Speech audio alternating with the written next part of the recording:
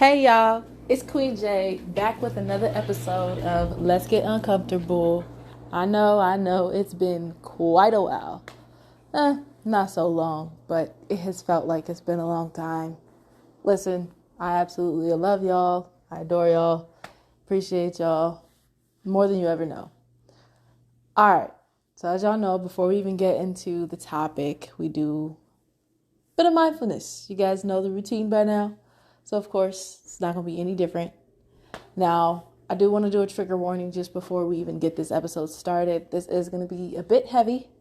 It's going to touch on a lot of emotional processing, a lot of unresolved emotions, a lot of unresolved experiences that, just how we navigate, how we can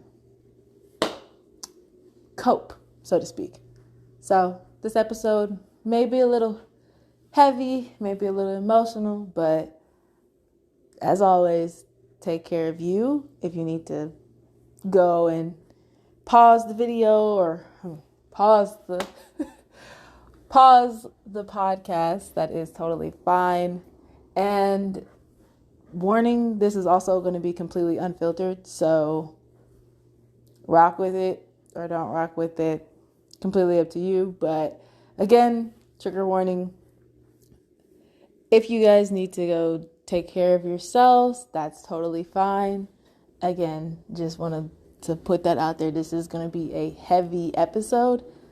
Heavy episode. All right. Enough with the PSA. Enough with the PSA. As y'all know, we start with mindfulness just to make sure that we're centered and we're able to reciprocate what we're about to talk about, right? All right. So it is now time to pause, breathe, relax. It is now time for us to open our mind to be receptive to learning about healing within this lifetime. It is now time for us to put down our capes, put down our mask, and allow our souls to be seen. It is now time to feed our souls, feed our vulnerability, and feed our strength. It is now time for us to set aside our egos and our pride and learn how to navigate new ways around the complexity that comes with healing and existing in this world. I'll say that again. The complexity that comes with healing and existing in this world. It is now time for us to allow ourselves to be open and willing to see new perspectives about processing emotions and thoughts.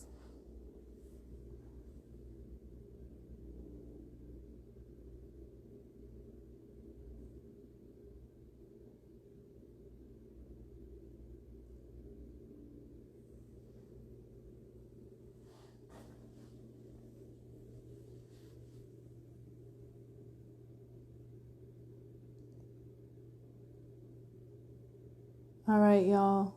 I hope that gave you guys peace. I hope that grounded you.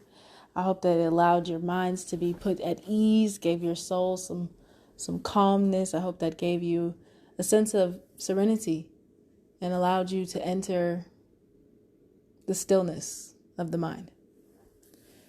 Okay, so I said we had a PSA for the trigger warning.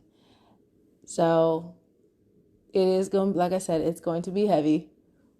So it may be a little challenging for me, but I got y'all. We in this together. So let's talk about it. We are going to be talking about breaking attachments. And not just any attachments, but attachments that you know you have outgrown. You know that no longer serve you. Relationships that you know no longer serve you. Yet you find yourself wanting to hold on because there's a level of fear when it comes to the idea of letting go officially, completely. Call it what you want. You can call it a soul tie. You can call it an attachment. You can call it breaking a soul tie. You can call it whatever you want to call it. This is what we're talking about. It's heavy because I feel like I am currently, I'm going to be honest, 100% transparent. Let's do it. Let's get uncomfortable. That's what this is all about. I am in the process of breaking an attachment of my own. And mine is more so of a trauma bond that I am breaking, actively breaking, because it is just not good for me. In a nutshell, I could go through all the ins and outs of why it isn't good for me, but anybody got time for that? We ain't got time for that. Maybe there'll be part 2 of that. We'll get to that. But for the sake of this episode, I want to talk about why we struggle with breaking that cycle, with fully cutting that individual or that relationship or that habit off, that attachment, because it can be so hard to break it. And a lot of the times when we're looking to step away from the attachment or the relationship or whatever you want to call it, whatever the situation is pertaining to you, it can be so difficult to do because you don't know what you're going to be like afterward. You don't know the outcome. And that's where anxiety likes to step in, So I want to talk about this because I feel like we are living in a time where everyone wants to be seen and heard, wants to be valued in some way, whether that be superficially or whether that be deep, in a deep way where they are completely wholeheartedly understood and they don't have to hide and they're not ashamed, right? Everyone ideally wants that level of security within their life. But sometimes life don't work that way. Life will hand you other lessons instead of a blessing. And you have to be able to discern between which is which. And a lot of the times, especially when we're young and we're just getting on our feet and we're just trying to figure out, well, what exactly are our boundaries? What exactly are our standards or requirements of how you want someone to love you or so on and so forth. And a lot of times we don't have those answers. We don't have those answers because we were not taught. We were shown something different than what we're actually wanting, and we don't know what that difference is. We have not had what was different. We have not had that secureness, so we don't know what it looked like. We can see it from like within the media or outside looking in at other people's situations, but is that necessarily what we want? Or is it something that we think that we want because it's what we're seeing? Or mind you, if we're placed in that situation, if we're placed in a completely different atmosphere than what we've ever known, what are we more likely to do in that situation? If we get full-fledged exposure into a dynamic or an environment that's completely different from the survival mode that we've had to be in, so often we get into our heads and we begin to self-sabotage. Now, I know I'm talking about attachments and breaking them, but this also plays a role in when you're beginning to seek out healthier things for yourself. It can be even more difficult to break away from the unhealthy attachment because it's so familiar. I have been trying to break this attachment for at least, I'm going to say actively trying to break it at least a few months now. At least since I moved into my new apartment. And it's been difficult because I'm not going to lie. I know I talk about how when you set boundaries, it's not for the other person, it's for you. Well, in this scenario, I kept thinking about the other person's needs before my own.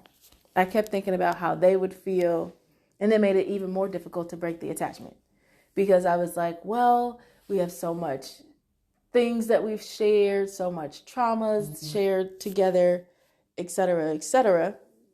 And I just came up with different reasons to keep holding on. But I found in a very stressful way that the longer you hold on to something that's not for you, the worse it poisons you. So when it comes to breaking an attachment, I'm not the expert. I am not the expert at this. But I have learned that it's just like healing. It truly is just like when you form a habit, when you create a habit within your life, a pattern, so to speak, within your life for years. I'm not saying that it's going to take years to break it, but it's going to take some time and it's going to require some patience. And that's the one thing that I was not giving myself. I'm just going to be honest. I was going through it, y'all. I was going through it. For the past 2 to 3 weeks, I have been in my head beating myself up over this situation because I know I want better for myself. I know I deserve better, yet I'm choosing this attachment. Why? So I decided that it was time for me to start addressing it in therapy. I know. Y'all probably gonna be like, this is, you didn't talk about that? And I did not. Listen, in therapy, when I was in therapy for the 6 years that I've been in therapy for, I talked about this, but I never talked about it in the way that I am talking about it now. And that's another point that I'll circle back to. But I never talked about it from the lens of the way that I'm speaking of it now. I only genuinely talked about it from the lens of, I want this person back.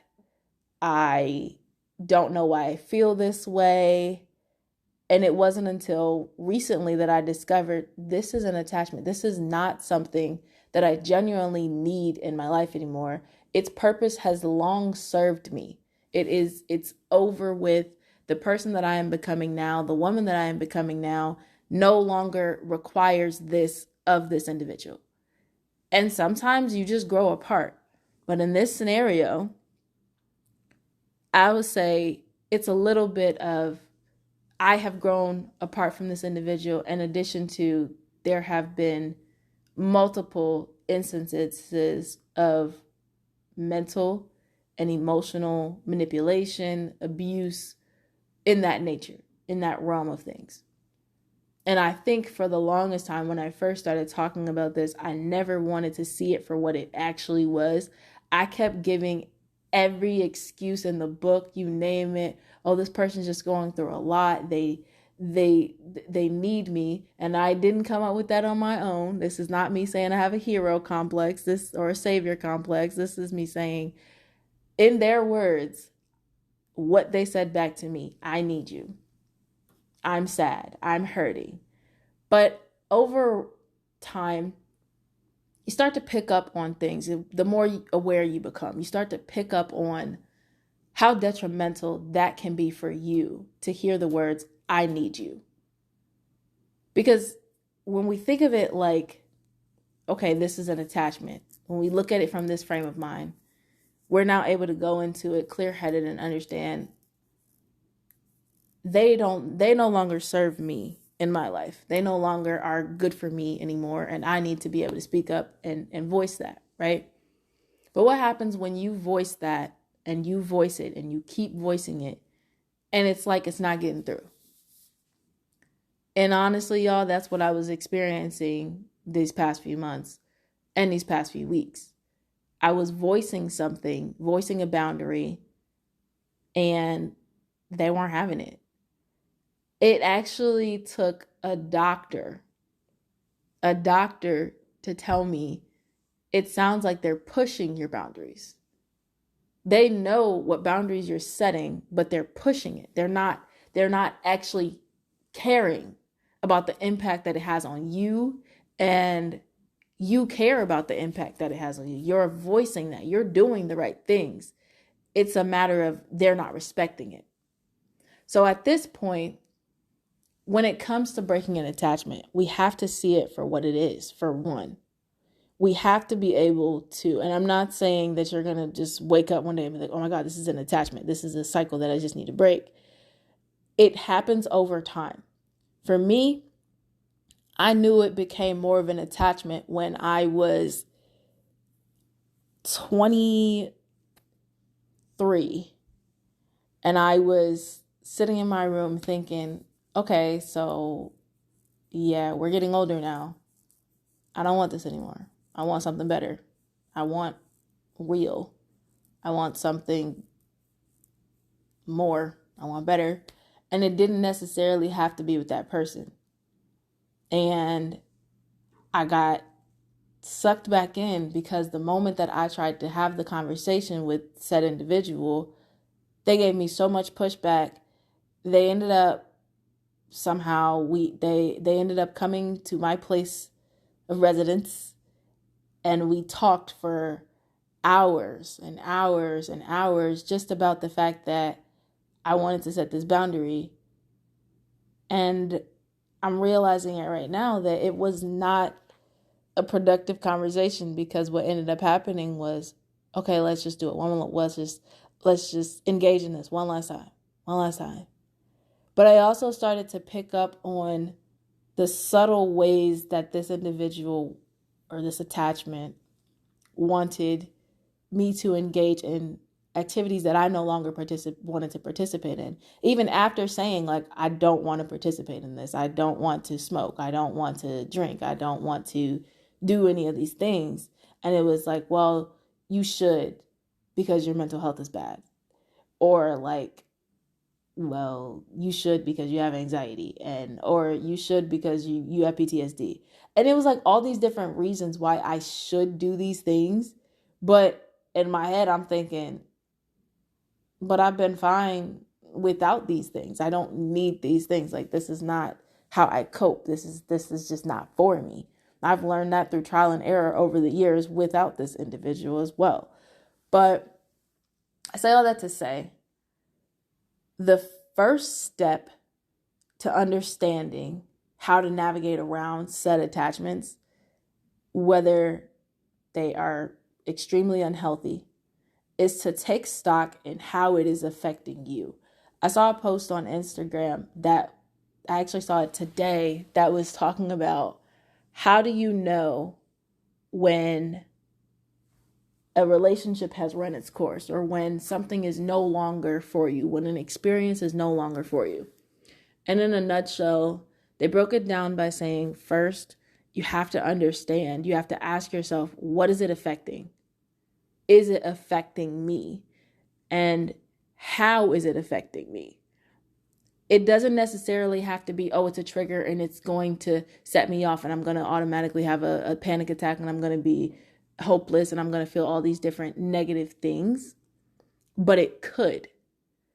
And if the answer that you're coming up with is leading you more so to feeling like, man, like you just done, you would be much happier if said situation just ended on its own and you didn't have to put in the work to end it, chances are you may not want to be in that situation anymore, and you have to do what's ultimately best for you at the end of the day. And it's funny because me being self-aware, I know that, right? It's the matter of, how do I go about doing that when I've already done everything that I know how to do with the tools that I have been given, and they're not being respected, they're not being honored. And that's where I have difficulty personally, because I don't have a way to combat that. That's been something that I have actively had to work on all while in therapy. And I'm not going to say that I never got the tools for that. I'm sure they're in here somewhere. They're in my brain somewhere. But as of right now, given how fresh everything is, I need a little guidance back to that. I need a little guidance with my no. And so I recently started seeing my therapist again to help me break this attachment. So the first thing I would say is, if you know that it's affecting you in a way where you feel like you cannot handle it on your own, and you have tried to handle it on your own, seek guidance. Seek guidance for it, because if it's too heavy for you to do on your own, baby, we were not meant to do things alone. Everything was not meant for us to just carry by ourselves. That is not the way that we are supposed to operate in this world. If you truly want a soft life, if you truly want to grow and glow in this world, especially with the way it is, you have to be willing to say, okay, enough is enough. I've said my piece. I've done my work. I've done my part of the work. What else is left? What other piece is missing? And if ultimately you come back to the answer of, or you find yourself getting the answer of, this just isn't working for me anymore. This is not the path that I want to go down. Then you have to choose what's best for you. Third thing, when it comes to breaking an attachment that I am actively learning, I mentioned earlier that it has to do with your frame of mind. I say this because when I'm not in the fog of, oh yeah, that person is sad and putting their feelings above my own, I can see it clear as day. I'm being lied to, or I'm being played in some manner, and I'm not sure what the magnitude of it is, but I know that it ain't right. My body don't want to be here. My mind is thinking about other things. It's just very red flags all around. And it's interesting because this attachment, we can call it an attachment, this attachment has actually verbally said, like, hey, I'm a walking red flag, or I'm toxic, or I don't want this, or something along the lines of, I'm an asshole, I'm toxic, I'm this. And they've said it so much that, and mind you, I was 19 at the time when this was all going down, when it freshly started. And I was thinking to myself, who just comes out of nowhere and says they're an asshole? Like, really, like, be real. Who comes out of nowhere in the middle of a conversation and just says, I'm an asshole, by the way, but I don't care? Huh? That should have been a sure sign that I should have ran. But given the state of my mind and where I was freshly coming out of abuse and neglection and everything else, I saw it from a different standpoint, because just before they had said that, they were discussing, their interpersonal feelings about themselves, and it just was negative. So I saw that as exactly how they wanted me to see it, now that I'm talking about it, that they needed a friend, that they needed someone in their life to show them different. And they were comfort for me at times, and I for them. And that's how it started. That's how the attachment started. But I say all of that to say that it's all about the frame of mind. Had my frame of mind back then been the perspective that I hold for myself now, I can guarantee you that I would not have even ever entertained the idea. I would never have entertained the thought of getting attached or building an attachment. Because attachments don't have to just be,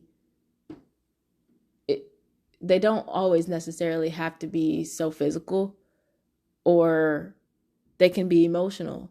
They can form when basically there is a lack of something in your life, and that person or this individual or something, an experience, gives you something that you were missing.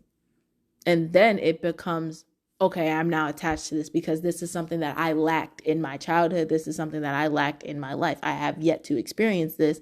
I have only experienced this with such and such. I don't want to let go. Think of it like you're a newborn. You're exploring the world for the first time. That newborn is going to be so attached to their parents because that's who they look to guide them. But if they are met with neglection, they're met with a lack of attention or a lack of love or whatever you want to label it as, then they're often going to go out into the world and try to figure it out on their own, and which may lead to them being caught up in different environments that are not necessarily good for them. I've said before, if you don't know better, you can't choose better. And I've also said before that more than likely your environment is going to be the product of what you choose when you do decide to go out in the world and discover it for yourself. Meaning, if you come from an environment where it's mainly surrounded in chaos or trauma or whatever, insert heavy feeling there. Insert heavy feeling there. Whatever you lacked, you begin to want more of because you don't know what that experience is. You don't know what that feels like. And the moment that you find it, it's almost like, oh my God, this is what this is. But it could literally be you thinking, oh my God, I have found true love, but it's actually just a dumpster fire of red flags. It's literally a dumpster fire of red flags, but that's what you're used to. That's what you're accustomed to. I was breaking this down with my therapist today, actually, and I wrote it down as my homework, and I said, I don't think it's a level of, oh my God, I can't live without this person and I would rather have them in my life than not, because I've been in that situation and that's not this. I think it's coming more so from who will I be after I release this attachment? Will I actually be better or will I be worse? You don't know.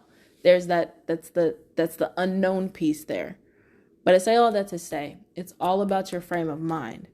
Because my perspective now is I can see it for what it was, which was it was mentally exhausting, emotionally draining. It was draining. Even at such a young age, when I was in college, a freshman in college, even at that time in my life, it was still draining. And it's still draining now, even after so much time has passed. And that doesn't change because time has passed. If anything, it should have made me feel supported, healthy. It should have felt like it was mutual, not becoming slowly one-sided and feelings being disregarded and things like that. That's what it was before. That's what it turned into before. And so as that started to happen over time, I started to really question, okay, I don't want to do this anymore. I'm tired of being in this attachment. I am tired of dealing with this. I'm tired of feeling this way. I want better. I deserve better. I'm over it, right? But it's all about the frame of perspective, because I didn't have that same perspective when I was a freshman in college. I didn't. I thought it was something I hadn't experienced before. I took it as, oh, this is the first time I've ever done this, so I'm just going to run with it. without even checking for the blind spots, without even checking for the red flags that were staring me dead in the face from everybody that I saw and knows of the attachment. Everybody that is close to me, even to this day, if I bring up the attachment, they're like, the toxic dude. the toxic dude. Like, they don't hold back.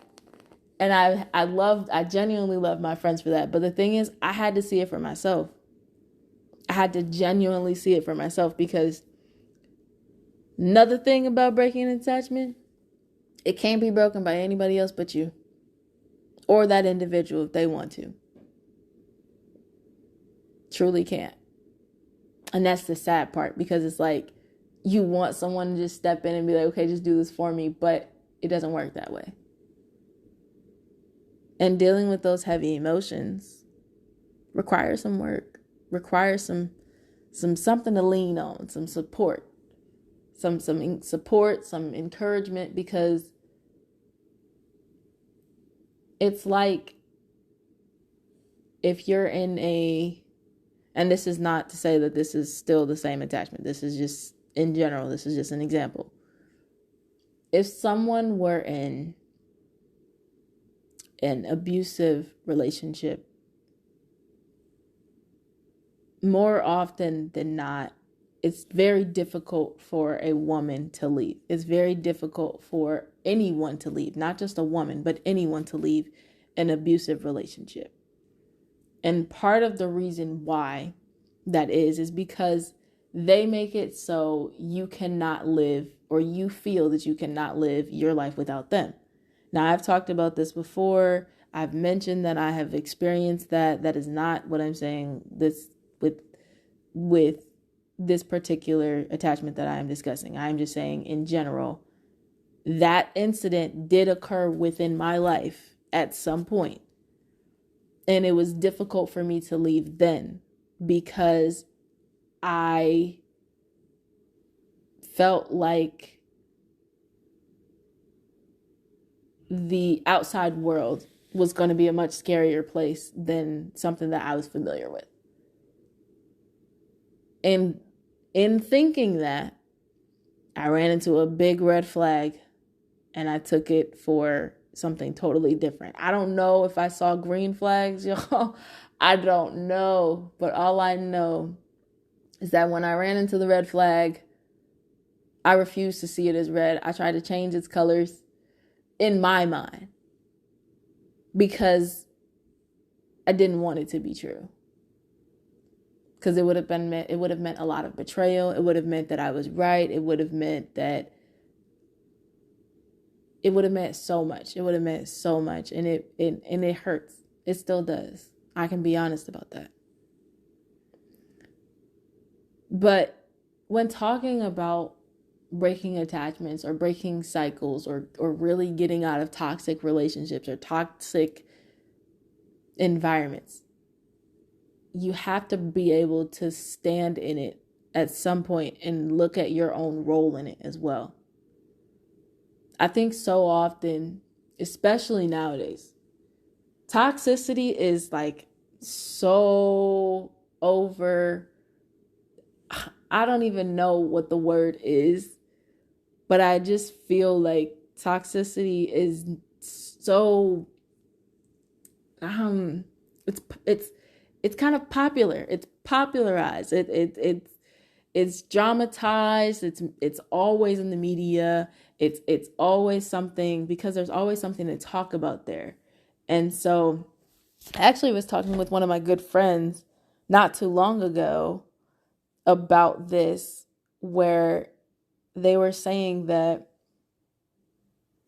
women sometimes don't want a healthy relationship because it's considered boring, or it can be considered boring, versus the toxic relationship, because it's a roller coaster. You never know what you're going to get. It's always going to be a surprise, right? It's always going to be an up and down roller coaster. And I feel like I've talked about this before, but we're just going to keep going. And when they told me that, I kind of was like, what? I was like, what? I would never say that a healthy relationship is boring. I would prefer that. I don't like all the chaos. And it was funny because as I was saying it, I was thinking like, I'm really tired of toxicity, full stop. So how do I move away from it for myself? And the first thing that came up was this attachment. The first thing that came up in my head was this attachment. Because I think I knew even back then in college that it was just wasn't for me. But sometimes you get caught up in something and you're like, I want it to be for me. I want it to be for me because it has to be for me because I don't want anything else. I don't want that to be a part of my story, whatever the case may be. But listen, when you make plans, God laughs. And he laughs hard. Or she. But it's very interesting because bottom line is an attachment is fucking hard to break, especially by yourself. And attachments can happen at any time. And you have to be mindful of them. Like for me, I was mindful, but not as mindful as I am now.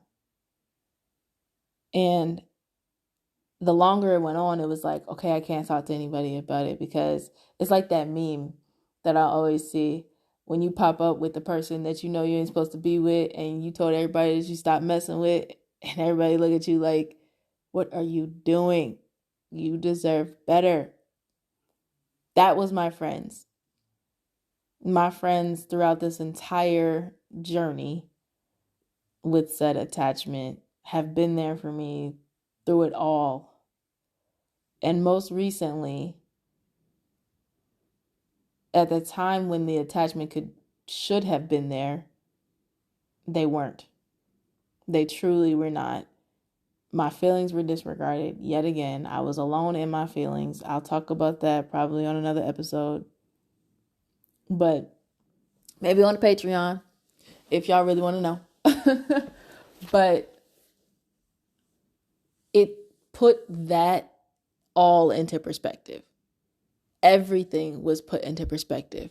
I think another big thing about this, I've got to backtrack here. I mentioned comfortability and consistency. I went to the doctor to just do my wellness check, make sure I'm straight.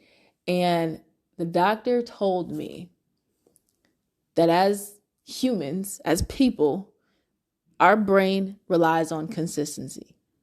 Now that's a given. We want a consistent individual. We want a consistent partner. We want consistency. That is something that we just naturally rely on. And that is something that we naturally want. No denying that. But he said consistency and comfortability. And he was telling me that a lot of the times, because something is consistent, because something is comfortable, because something has been cemented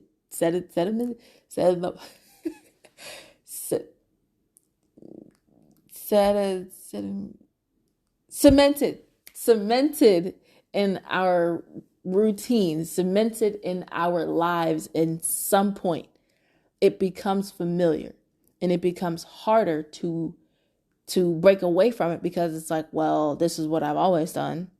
So what's different about it? But that's the dangerous part of being comfortable with toxic situations. If this is something that I've always done and I know that the outcome is going to cause me stress, why stay or why continue that said behavior if I know that it's not going to do me any good and it's only going to benefit the other person? And I say that in general, not just speaking to me about my personal situation, but just in general.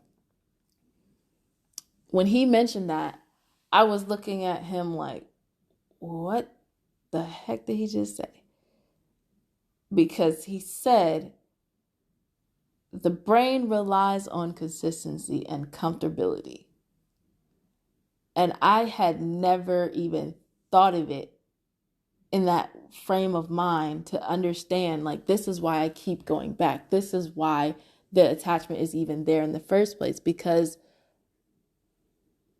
the phrase, we've been doing this for a while, comes to mind, or I've been doing this for X amount of time. And that is the power of consistency. It's like if I go to the gym and I go to the gym consistently for an entire year, that next year is going to come up and I'm going to be like, damn, I got to go to the gym. I'm not going to feel bad about going to the gym. It's going to be rooted in me at this point. It's going to be conditioned in me at this point to go to the gym, to keep up these, whatever habit it is that I've picked up. And if I want to break it, not saying the gym is bad, I'm saying in general, going back to the topic at hand, if you want to break it, you have to be able to at least willing to sit in your own shit. You have to be willing to sit there and say, all right, so it can't be placed on this individual. It cannot just be placed solely on X, Y, and Z. It has to be, where does my part fall in this? Because yes, I may be saying X, Y, and Z, but how am I not able to stand in that if I know that on the other side of this event, I'm going to be over here thinking, why did I do this? Why am I doing this? Why am I continuing the pattern? And I don't want to. And that was the hardest part for me. And that is why, again, I have recently gone back to therapy, because I understand now that I need real guidance when it comes to breaking this attachment. Just because I've tried to do it on my own. I've tried to go no contact. I've tried to do everything in my power to not get pulled back in to someone who is committed to conveniently showing up when it's best for them,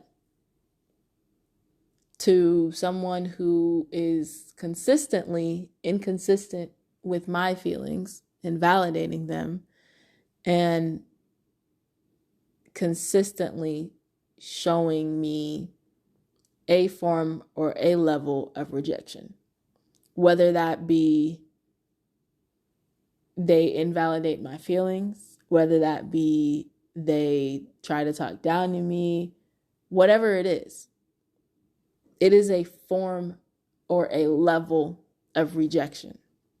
Not necessarily that they're rejecting me entirely.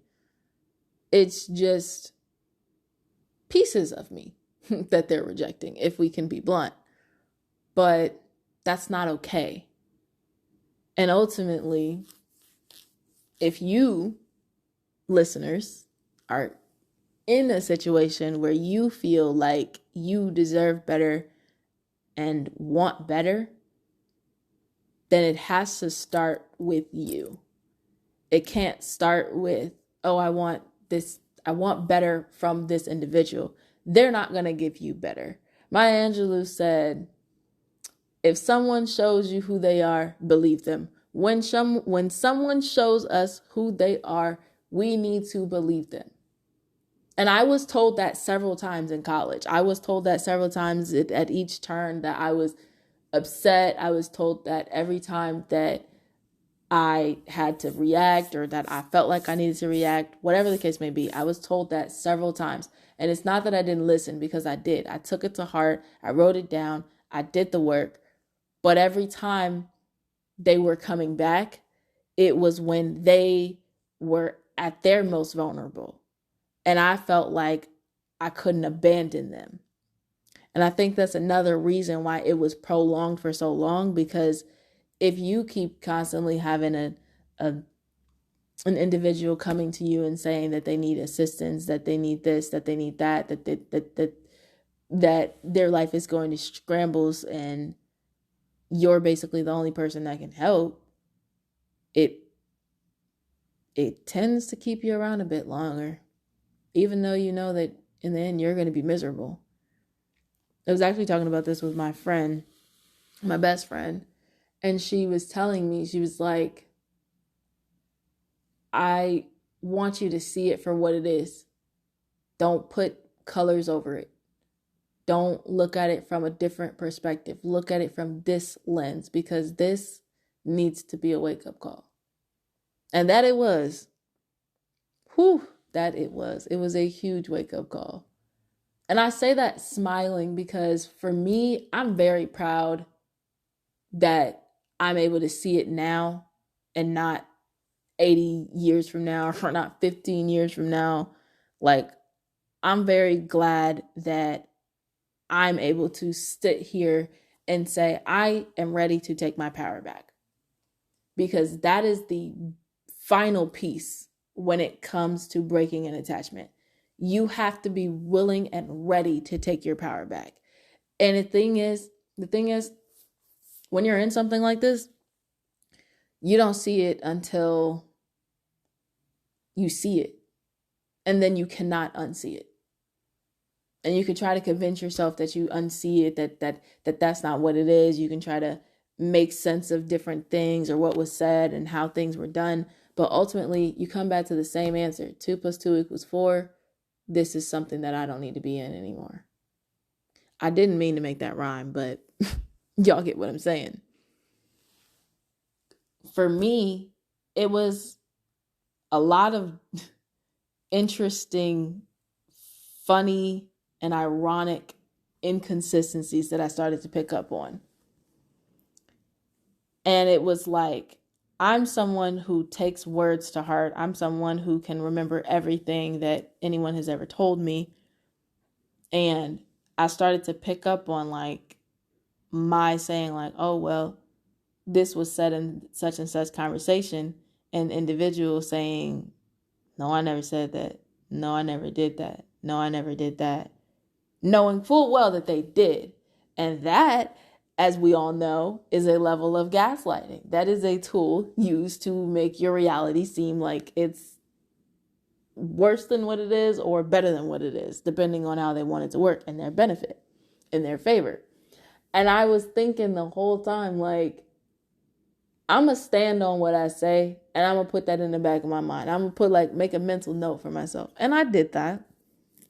But you can only have so many damn mental notes in your head where it's like, okay, now I'm doing the math. This just ain't it. Ultimately, and when it comes to my mantra for the year, if it costs me my peace, it is A, too damn expensive, and I release it. I'm going to say that again. If it costs you your peace, it is A, too damn expensive, and if it brings negative energy, I release it. I release it back to wherever it came from, because we do not have time to be dwelling on others' negative energy. We do not. We do not have time to do that at all. Because if we out here trying to live a soft life and we out here trying to explore the world, trying to get better for ourselves, because better doesn't just mean partnerships. Better means better job security. Better means better housing placements, better opportunities that are out there for us. It doesn't necessarily mean, okay, after this person, I'm just going to hop in a relationship and that'll be better. That's not what I'm referring to when I say better. When I say better, I mean your overall quality of life, your overall quality of being, the way that you take care of yourself, the way that you're mindful about what you're doing, the way that you engage in life with yourself, whether that be you taking trips, whether that be you are being more vocal about your ideas, whether that be you are overcoming depression day by day and you're actively working on it. Whatever it is, if it's for the betterment of you, actively choose it. Actively choose better. Because I think there was a time throughout all of this where I was saying, I want better, I deserve better. Or actually, the individual was saying I deserve better and that they don't want to hurt me and they don't want to da da da and putting out hope and everything like that, and leaving me feeling like, okay, then if you want to be better for me, then be better for yourself. But I guess I'm the only person that thinks like that. Maybe. I don't know. But ultimately, it didn't make any sense. Because if I got this individual that's telling me that I deserve better, and I know that I deserve better, then what the hell is stopping me from getting better? What the hell is stopping me from achieving better in my life? Oh, I know. Ding, ding, ding. Disattachment. Because every time I would actively choose better, they would actively pop up in my life, whatever way that meant. More oftentimes, it would be a text message. They would actively pop up and be like, hey, I'm sad. Hey, I'm this, or I'm going through this. And ultimately, it just wasn't mutual. Just wasn't mutually being reciprocated back. Like, I found that I wasn't disclosing a lot. And maybe it is all in my head. Who knows? Time will tell. But it didn't really feel like it was being reciprocated on the friendship end of my going through things and my experiencing pain, and it was just being disregarded, especially if it came from the hands of said individual. There were apologies without action, and we all know that apologies without action mean manipulation, and that's very hard to swallow. It's a hard pill to swallow. But I'm gonna pause right there. Picking up where I left off, manipulation can be hard to accept that you have experienced.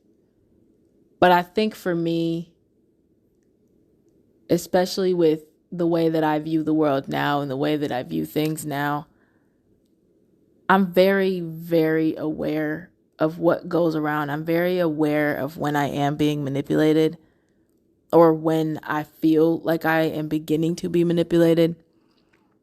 And now I'll just leave. Like, I literally would just be like, I'm going to remove myself from this situation because I don't like it. It doesn't sit well with my spirit, doesn't sit well with my soul, whatever the case may be. But to even say there was a time when I was being manipulated and I allowed it to happen, and this is just for me personally. I don't want it to seem like I'm speaking in general about people or people that have been victims of abuse or victims of manipulation or anything like that. This is just my personal opinion regarding what I have experienced. I oftentimes think that I'm allowing it to happen. And I've had deep conversations with my friends and my family members, and they've said, no, you're not allowing it to happen because manipulation is a tactic. You know, it's not something that people like are normally easily able to spot out. You know what I mean? Like, that's what it is. It's manipulation. But for me, growing up the way that I grew up, I'm more keen to the tactics. I'm more aware of, yeah, you playing in my face, or I'm more aware of it because I've been around it a lot more. And I also have physically seen the outcome of said manipulation. I've seen the consequences of said manipulation. I've seen all of it.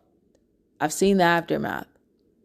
And I think so often, especially being manipulated as a child, that's in and of itself, that's shocking for one thing. But the way that it was handled is shocking in a whole nother way, because growing up, if you come from an environment where you feel like you're being manipulated, or you are aware and you know you are, but you're being gaslit to believe that your reality isn't what it actually is.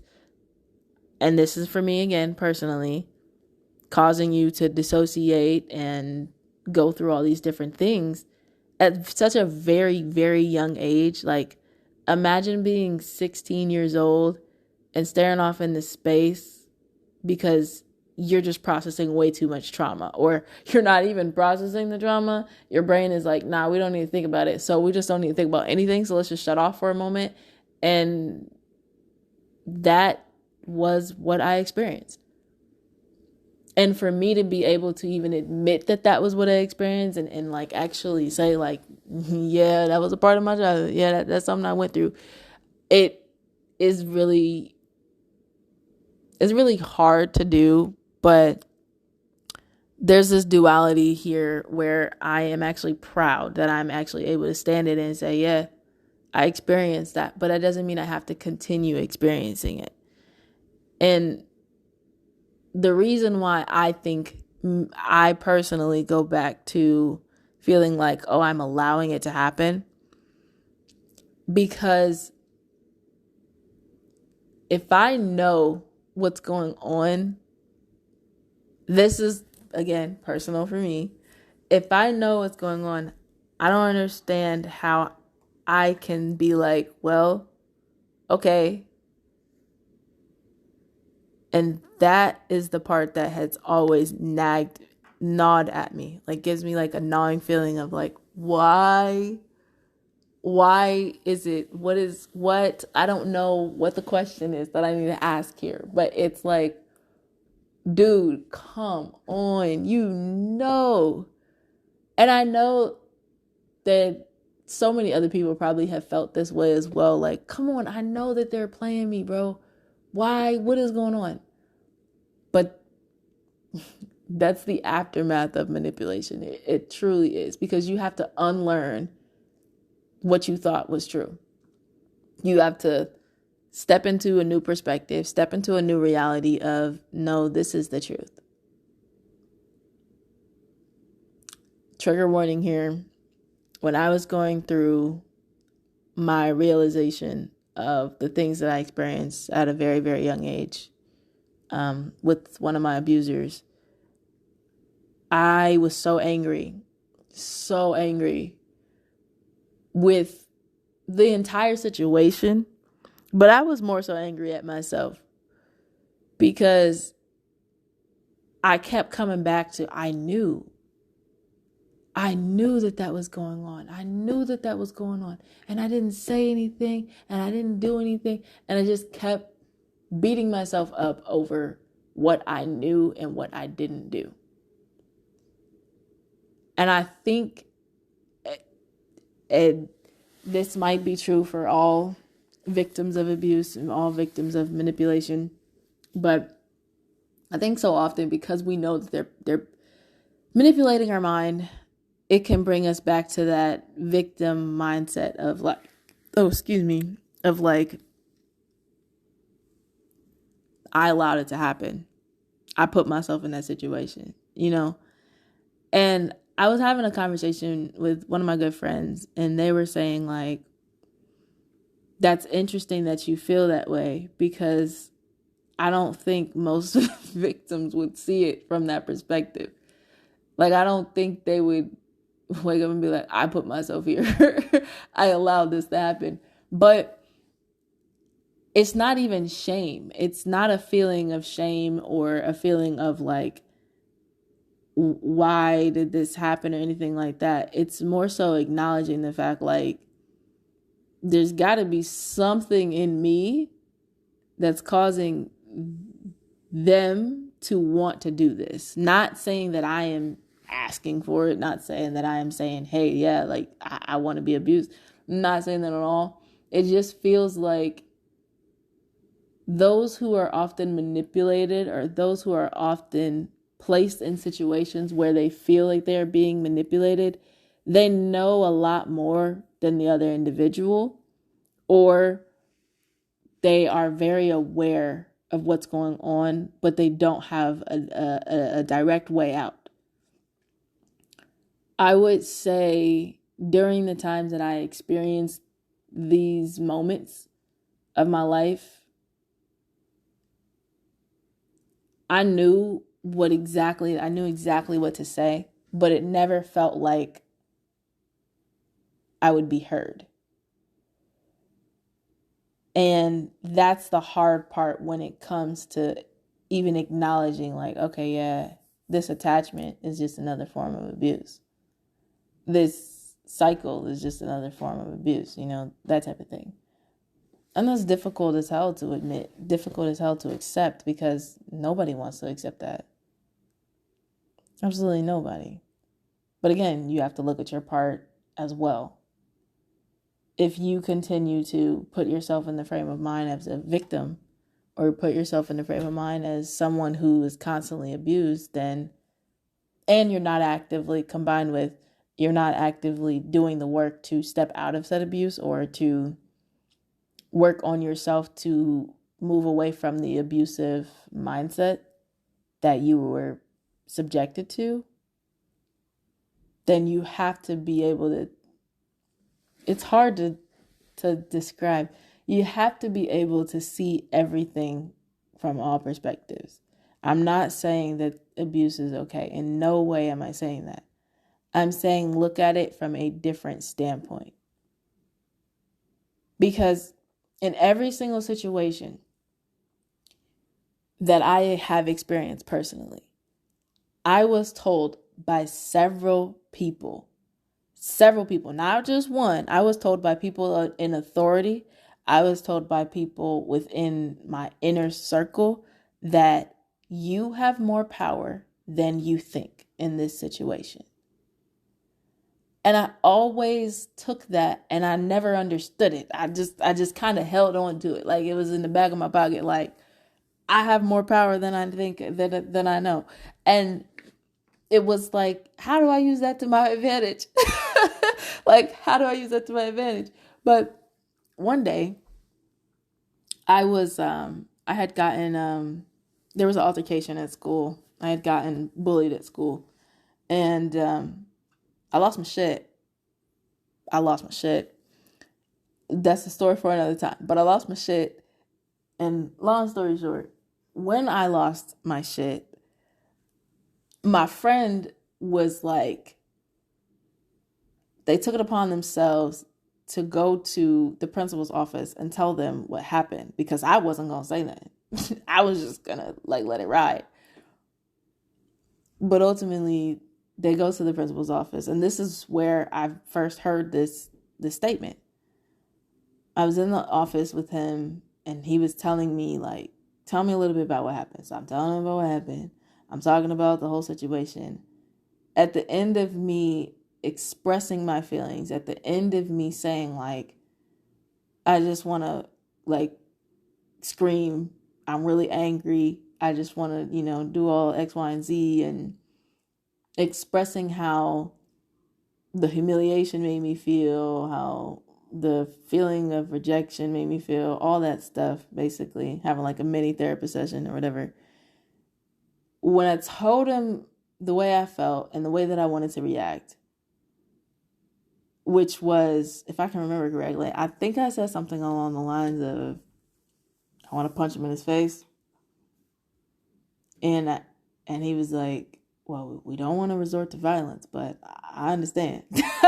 Like, he was like, yeah, okay, I feel you. Okay, let it out. Like, he wasn't judging me. It was a space of non-judgment. But this is a principal, mind you. This is not like this was just a regular teacher. This was the principal of the school who was talking to me about this. And he was like, listen, I got you, and we're going to make sure that we put a stop to this. And I'm sorry that you've been going through this for so long. You don't deserve this. You don't need to go through this, da, da, da, da. And I was like, my attitude back then, mind you, I was in high school. So my attitude back then was like, okay, I'm used to it though. By that point, it should be noted, by that point, that by the time that I was in high school, I was very accustomed to abuse. I was very accustomed to violence. I was very accustomed to unhealthy things, basically. I was very accustomed to a survival tactic of living, survivalist method or mindset of living. So I was brushing it all off. And I was just sitting in the chair like, you say that, but it'll keep happening. And I still hadn't like processed some other stuff from home and everything like that. But I say all that to say that the final sentence that he left me with was, I just want you to know that you have more power in this situation than you think. And he said that probably at least twice. And I kept asking him, I was like, what do you mean? What do you mean? You know, I'm like 14, 15 at the time. And I'm like, wait, what do you mean I have more power than I think, than I know? And I spent all day telling my friends that, and my friends were like, you do. And I was like, what are you talking about? They were like, you have so much more power than you think. I don't even know how to describe it to you, because the thing is, you do. Like, I don't know how you don't see it, but you do. And I was like, I don't see it. Somebody point it out to me. Somebody tell me. And luckily, one of my best friends was like, see, look at it from this perspective. Look at it from the perspective of, what do they gain if you do nothing? And I sat there and thought about it, and I said, okay, I see where you're going with this. But enlighten me a little bit more. And they were saying, what do you gain if you don't speak up? What do you gain if you continue to subject yourself to their cruelty? If you not allow, but if you know that you can do something about it for yourself, and you're not doing something about it, what do you gain in that scenario? If you know that the situation is toxic, if you know that the situation is bad for you, detrimental to you, and you actively choose, I'm saying actively choose, because in the moment of abuse, in the moment of violence, in the moment of fear, our bodies tend to shut down sometimes. We have fawn, freeze, or flight. So that can happen. If you actively choose it, or selectively choose it, however way you want to phrase it, if you're selectively choosing it or actively choosing to perpetuate it, not saying that you're not trying to stop it, not saying anything like that, not saying that you're not trying to fight the person off. What I'm saying is, in the event after that, after the abuse, after the violence. And that's what my friend was saying. And you know, I didn't want to see it from that perspective. I didn't want to see it from that lens of, dang, she's right. Like, after it's happening, I'm not doing anything about it. Like, I'm literally just kind of sitting with it. I'm not saying that I deserve it. I'm not saying that at all. But I'm just sitting with it. I'm sitting in it. And I'm just like, what do I do now? And that's how my childhood was. After the abuse, I would just sit there and I'd be like, what do I do now? Because I didn't know what to do. So it makes sense that I get older, even a little bit older. And mind you, the abuse that I went through when I was a kid happened from the time that I was 3 up until I was 16. So let that sink in.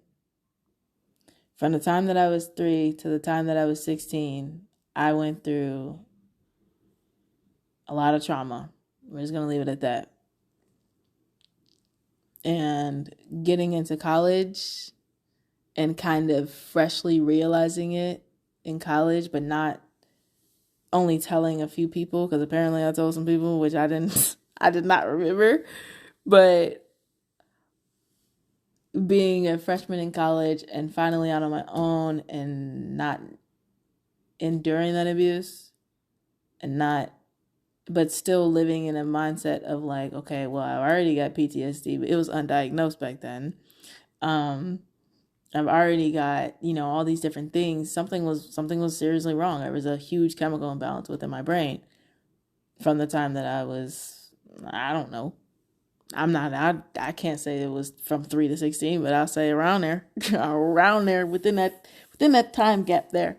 But I say all this to say that my friend said this. She said, I'm not saying that you're allowing it. I'm not saying that you're condoning it. It's just you're coming to terms with it. You're talking about him bullying you. You're talking about him talking down to you. You're talking about how it makes you feel.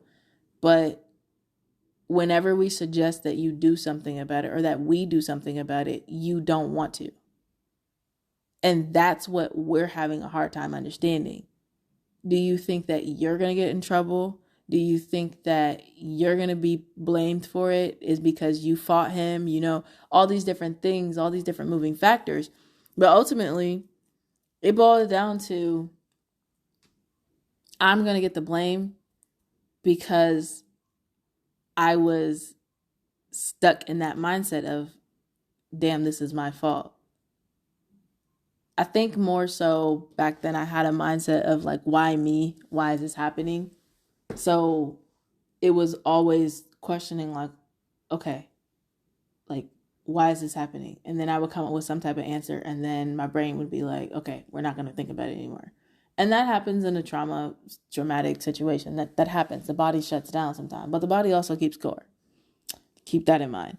But what's interesting about all of this is that it comes back to what I'm experiencing now, where I now have the power that I did have before, but I didn't know how to tap into. And I am now tapping into it and saying, nah, no more. Because it's not abuse that I'm subjecting myself to. It's not physical abuse that I'm subjecting myself to. It's much worse, in my opinion. It is much worse because it is mental and emotional. And I think that is far worse than being hit, just because I have been hit before. For me personally, I think that mental and emotional abuse is far worse because it depletes the person of their own identity. It takes evil and is it, and I'm not speaking about the attachment, I'm just saying in general, it is imparting evil into someone else's psyche. It is imparting evil into someone's identity. When you think about manipulation, it's not a matter of how does this benefit you, the victim? It's how does it benefit them? So what that often leads to is someone stripping you of your identity, whether it be all at once or over time. Because manipulation doesn't just happen randomly. It's not. I've learned in my experience that it's not something that's like, okay, I'm just going to manipulate you right now. Like, I'm going to meet you and I'm going to manipulate you. I'm going to manipulate you in this way. No, it happens over time. It's like, it's a game. It's a game to them. Unfortunately, because you don't see it until you see it, until you're in it. And then you're kind of left wondering like, well, how did I get here in the first place? And now, well, how do I get out? Is there a direct path out? Or like navigating it is so difficult because you're already got cloudy judgment, because your judgment that was once clear is now cloudy, and you're looking around like, well, where's the guidance? Where's the direction? What do I do? But the people that are shouting at you and telling you, you need to leave, you need to leave, you need to run, they cloudy too. So it wasn't that I wasn't listening to the individuals. It was that I couldn't hear them. I couldn't see it. And it's interesting because I know I've had this conversation with at least 2 or 3 of my friends. And they were like, you're not going to see it until you see it. Because we've been saying this. And they never once, what I'm so grateful for though, is that they never once stopped me from talking about it. They never once said, okay, you talk about this too much. Like, let's stop talking about it. They knew more than I did in terms of being on the outside looking in. So they always allowed me to vent. They always allowed me to talk about it. I personally got fed up with it myself, and I started to hide it away from everyone. And that's when it got worse. I'll be honest, that's when it got worse because they didn't have anyone's input anymore. They didn't have anyone else in my ear, so they could get me to do more. They could get me to do things that I wouldn't normally do. All because of an attachment. And it's so hard to admit that. It's so painful to admit that. And I know that anyone that is probably experiencing the same thing or has experienced the same thing is probably feeling like, damn, she's spot on. Because that's what this podcast is all about. I know I talk about this a lot, but let's get uncomfortable. Let's get uncomfortable and learn how to navigate around the uncomfortableness of life, because let's be real, trauma is anything but comfortable.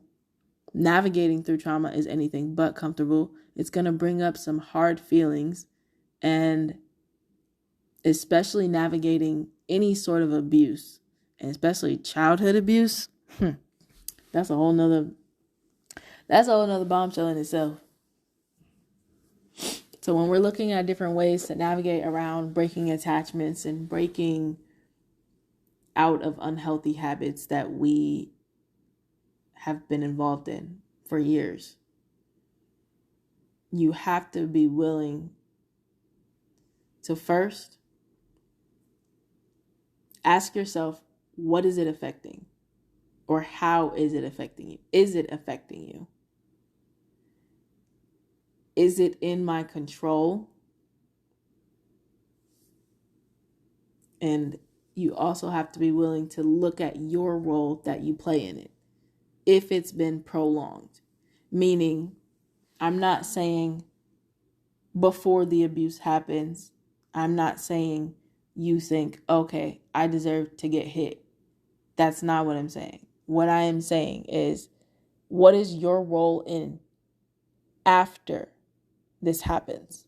I know how difficult it is to leave. I know how difficult it is. I personally know how difficult it is. Trust me. But when my friend told me that, she was being a friend. She was being very supportive. She was not yelling at me. She was being very calm. She was just saying, I think you need to look at it from this perspective, because I think they want you to feel powerless.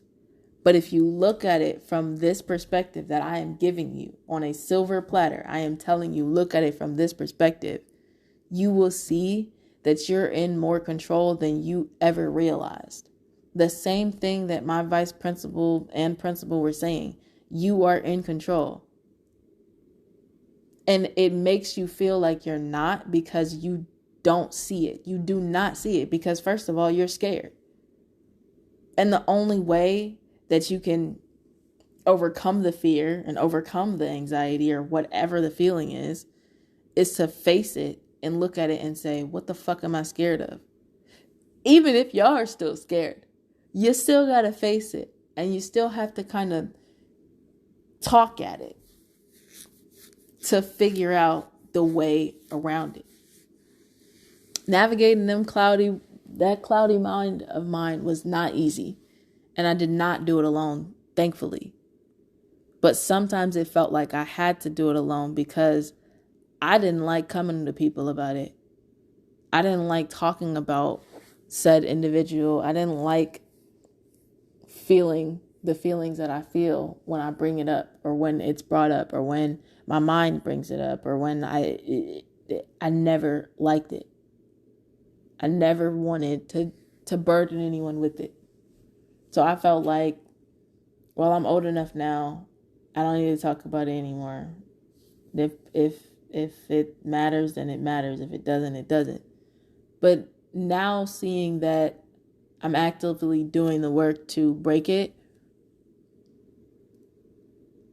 I'm supposed to talk about it. We as survivors of assault, survivors of trauma, survivors of these negative experiences within life pertaining to our psyche, are supposed to talk about these experiences, because we need to know that we are not alone. And I'm speaking collectively now, because I'm 100% positive that there is someone that's going to listen to this that is going to be like, damn, I can relate to everything that she said. Unfortunately, because I used to get the same fucking message when I was going through it as a kid, when I was going through it as an adult, when I was going through it as a child in my developing years. All of that. I used to get the same message from my friends: you're not alone. You know, other people have experienced this with this person as well, or other people have experienced this with so-and-so. And it may not be the exact same situation, but you're not alone in your feeling like you're being manipulated when you talk about this. You're not alone. I remember I had a friend, like I said, one of my very good friends. She told me to remember this feeling so that you never come back to it. She told me to get angry. But it was crazy because I remember like it was yesterday. We were at some performance, and I was performing my ass off. I did my first poetry piece that I wrote on stage with another friend, and it was amazing. But afterward, it was like really short-lived because there was so much going on. There was talk about my life being in danger. There was talk about so much that happened that night. But the big thing that I remember is my friend looked me in the eyes as I was hyperventilating and told me, they used you. And I need you to hold on to that. I need you to remember that. They don't get to use you anymore. They don't deserve your time. They don't deserve your energy. They don't deserve your peace. You leave it where it is. You want to end the chapter here? You can end the chapter here. You want to pick up and keep going? I can't keep doing this with you. And from that night forward, I actively worked to make sure that I was in a space where I wasn't hurting myself unintentionally. And there was a time where I wasn't. There was a long time where I was not in any sort of pain coming from this individual. I was just living. I experienced life on my own, but I still experienced negative experiences. I still had negative occurrences, but it wasn't because of said individual, and it wasn't because of me. It was just life. And I think sometimes as life was happening, I held on to that because, again, attachment and everything being so new for me, it was a lot. But I never forgot her words. I never forgot anyone else's words, because whenever I start to feel like I'm powerless, whenever I start to feel that feeling of like the insecurities bubble up, I start to feel that, I always think back to that sentence: you have more power than you know. And I remember the conversation like it was yesterday, because I remember being so like, what the hell are you saying? I was so up in arms over that. I was like, why are you saying that? I don't understand. How can I be in more power than I know? How can I be in more control than I know? How can I didn't understand it, but I do now. I did not understand it. He, like I said, he said it at least 3 times, and that was the end of the conversation. And I told my friends, and my friends made it make sense. But it really, really clicked recently. Because you are in control. Anyone that has been manipulated or has felt manipulated or has felt like they are not in control is simply because that is what the other person wants them to think. They want the other person to be so broken down that they have no choice but to turn back to them. They're like Thanos. I keep thinking about Thanos as I'm saying this, because Thanos said, look at you and all your failure, all your protesting, all your failure, all your protesting and everything else that you did, all the hoop, basically in Black AAVE, all that hooping and hollering and screaming you did, and it brought you right back to me. But that's basically what Thanos is saying. Like, you did all that screaming and carrying on, all that crying, and it brought you back to me. That's what being in an emotionally and mental abusive situation feels like. You do all that contemplating, all that overthinking, all that analyzing, all the crying, all the emotions, all the ups and downs of the roller coaster, because it's toxic, it's not there, it's not for you, da da da da. You do all of that just to find that your peace was never with them. Their peace was with you.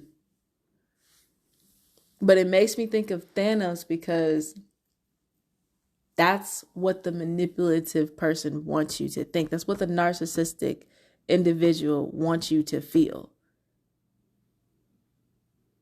They literally want you, they want to be able to say that to you. Man, you did all of that complaining, all of that crying, all of that protesting, and you did it anyway.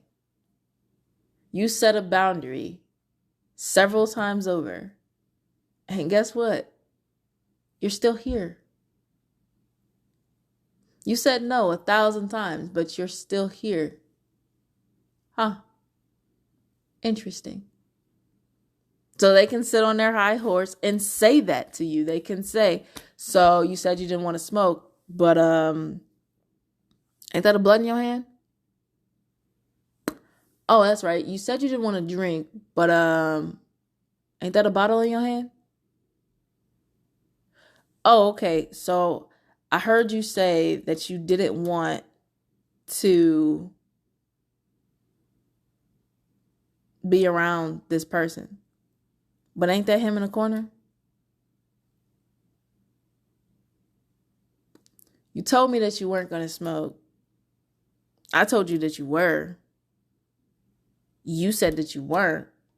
We went back and forth for a little bit. You complained for a little bit, but it brought you back to where? Oh, that's right. The blunt's in your hand. Nope. Can't fight it now. You're smoking.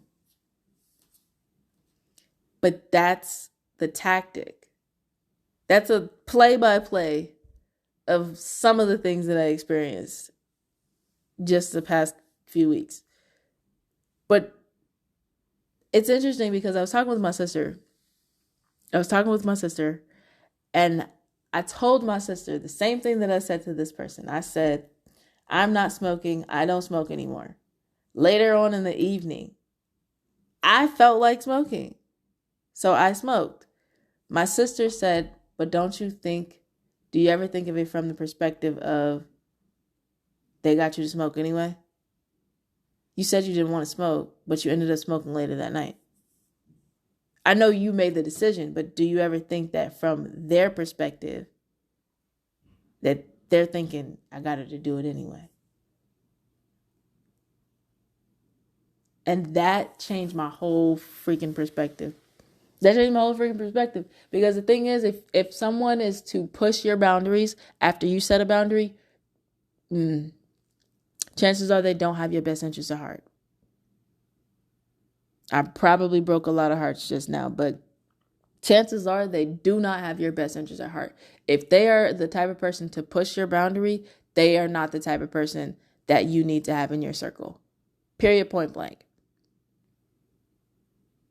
And I wish that I had have learned that sooner. Just because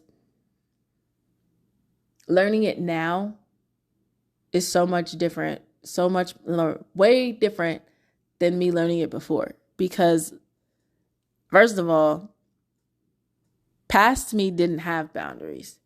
Past me was unhealed to the point where she was reaching out to anybody and everybody who listened and destroyed a vow to herself. A vow to herself to never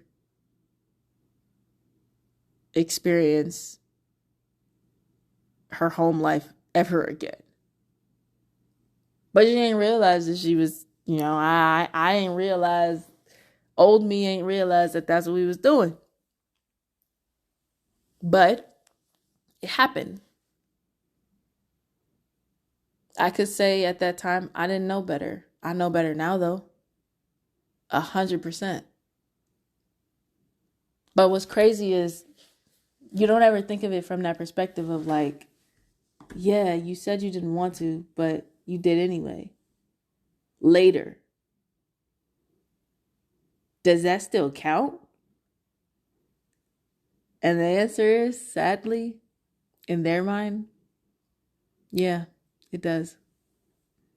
Sadly, in the narcissistic individual's brain, if you subject to their will at any point in time, whether that be later when you're more comfortable, whether that be when you choose to do so, they don't see it as your decision. They see it as they won.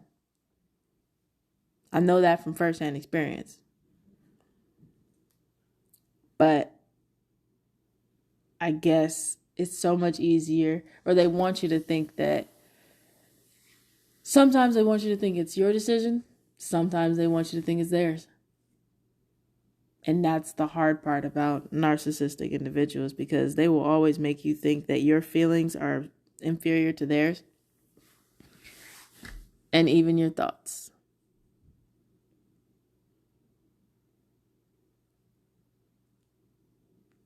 I think that, again, I am not an expert on breaking attachments. I'm just being open and honest.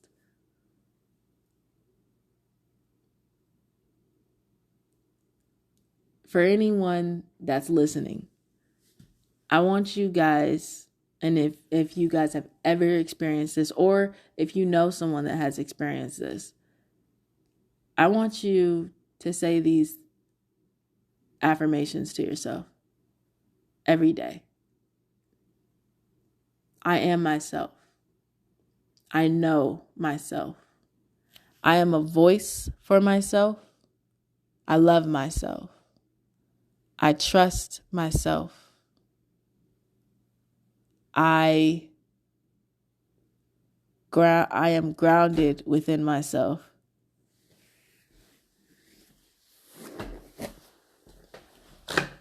I trust myself. I am free within and around myself. We're going to say that again. I am free within and around myself.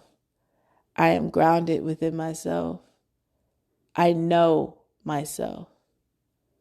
And lastly, I am a voice for myself. Queen J, thank you so much for listening.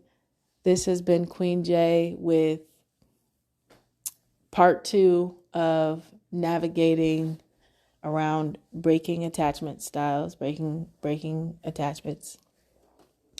And If you would like to support the podcast, you can support within the donations tab on Spotify, as well as sign up for my Patreon so you can have access to exclusive content. Thank you guys for being patient with me as I am navigating through my healing.